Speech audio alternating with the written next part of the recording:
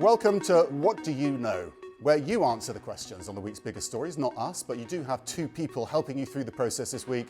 They are Omar Jimenez, CNN's anchor and correspondent, of course, and Segun Odulowu, the award-winning Emmy journalist. So can you get more correct answers than them?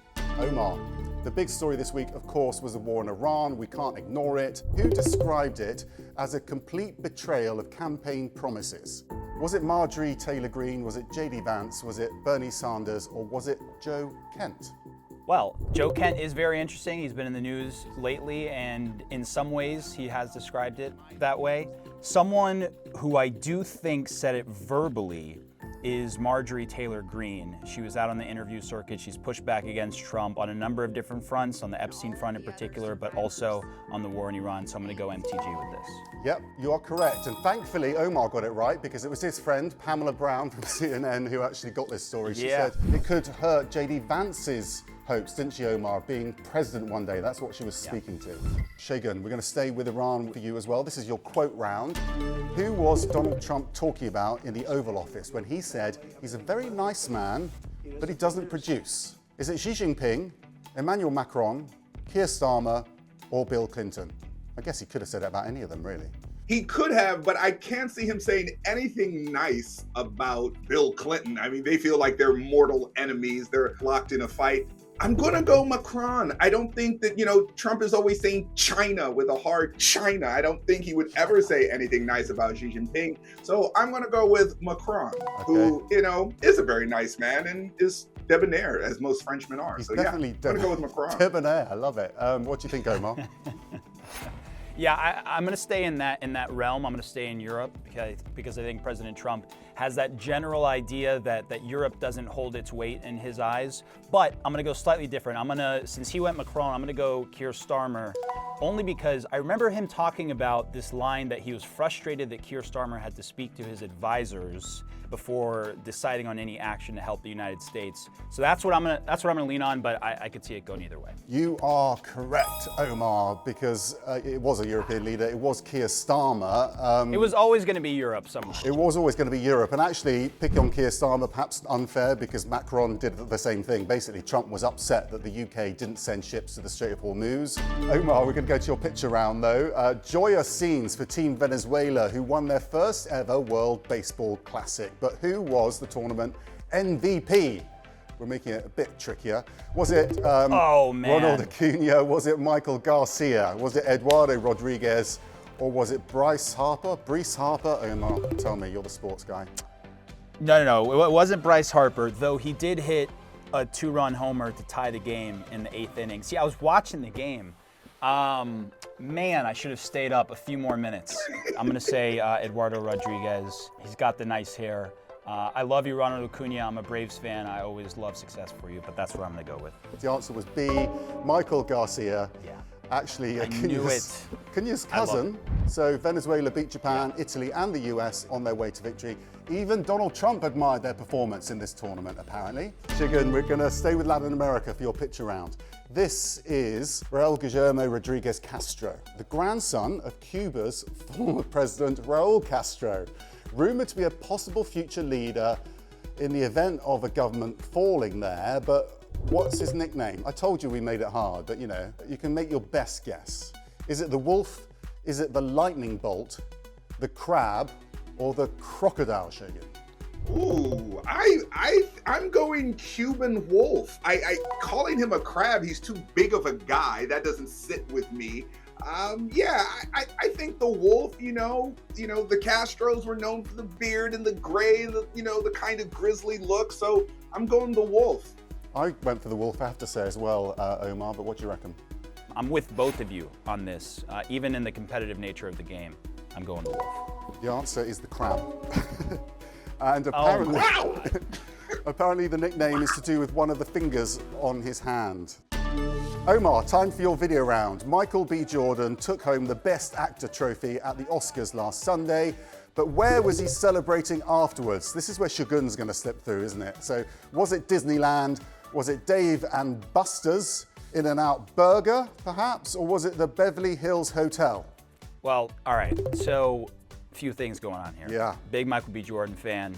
So I even clocked he was wearing a Louis Vuitton suit that night because I was like, what suit is that? That might be something I would love to wear if I was ever in that position. And if I were in that position, I would do what a lot of actors have done when they've won. They've gone to In-N-Out Burger and they've had an amazing time. I get the grandson of a Cuban dictator, and you get Michael B. Jordan and the Oscars, but it's fine. It's fine. I know what's going on. I love the tension. It was In-N-Out Burger. It's apparently a tradition for Oscar winners to show up at the burger joint in Hollywood after the ceremony, as Shagun clearly knows. But there's another question I want to ask you, Shagun, because that was obviously a big moment because he was up against Chalamet, wasn't he? And everyone was talking about whether Chalamet would win. I just wonder why you think Jordan actually won in the end. He played 3 roles. He played a pair of twins and a vampire. And I think when you look at the technical brilliance of what he had to do to change his facial structure and give one twin different tics and different movement, that's acting at its finest. I think Chalamet did what Chalamet does. Maybe he wore on people with his comments about theater and ballet, but I really feel that Michael B. Jordan was the best actor this award season, and Sinners was the movie we talked about the most. Omar, time for your headline round. Fill in the missing word from this CNN headline. Peter Thiel's secret lectures on blank in Rome sparked debate. Is it socialism, poetry, AI, or is it the Antichrist? Well, that's interesting. Isn't it? I would say those are all interesting lectures, all interesting. I'm just going to say AI. I'm just going to throw it out. It was recent, Shagun, so you could be onto a winner. Yeah, I was going AI from the very beginning, and when you said Antichrist, there are a lot of people who think AI is the Antichrist. So I saw the subtle wordplay in there, and yeah, I think talking in Rome, AI, Antichrist. I'm going AI. I think that's what Peter's doing. Well, it did include AI. The correct answer was Antichrist. Thiel is the billionaire venture capitalist, big MAGA donor, of course, as well. These lectures will be behind closed doors. Some Catholic groups have distanced themselves already from that. You can imagine why, Omar. Yeah, and that place, of all places, yes, that feels like not the spot. But hey, look, he's got more money than I do. Freedom of speech and all that. Omar, I don't know if you experienced this week. I know you've been traveling a lot, but long lines this week at airport security, up and down the country, of course. How early did Houston Airport, though, suggest passengers arrive for an international flight this week? Was it 3 hours, 4 hours, 5 hours, or 6 hours? We all saw the lines. We all did see the lines. It's not 5 or 6, but 3 or 4 feels like that's the window that a lot of airports have been saying to this point. Because the standard before was 2 hours beforehand. With these lines, it's been 3 or 4. I am just going to guess 3. Do you see an in here, Shagun? I do, as a proud graduate of the University of Houston who went to college and lived in the city and has been to either Houston Hobby or the International, which I believe is still George Bush. I'm going to go 4 because I thought the standard for international flights was always 3 hours just to be safe.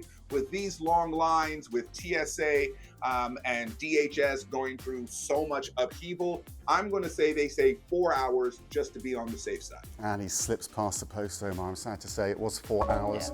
Yeah. TSA agents have been working without pay, of course, due to the partial government shutdown.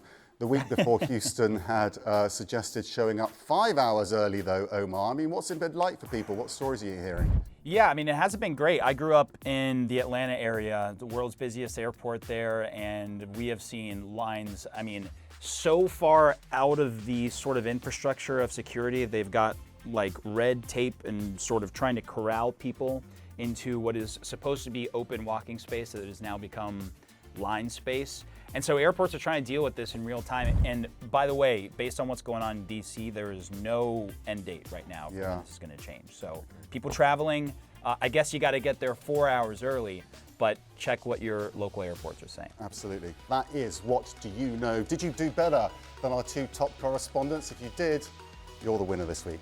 We'll see you next time.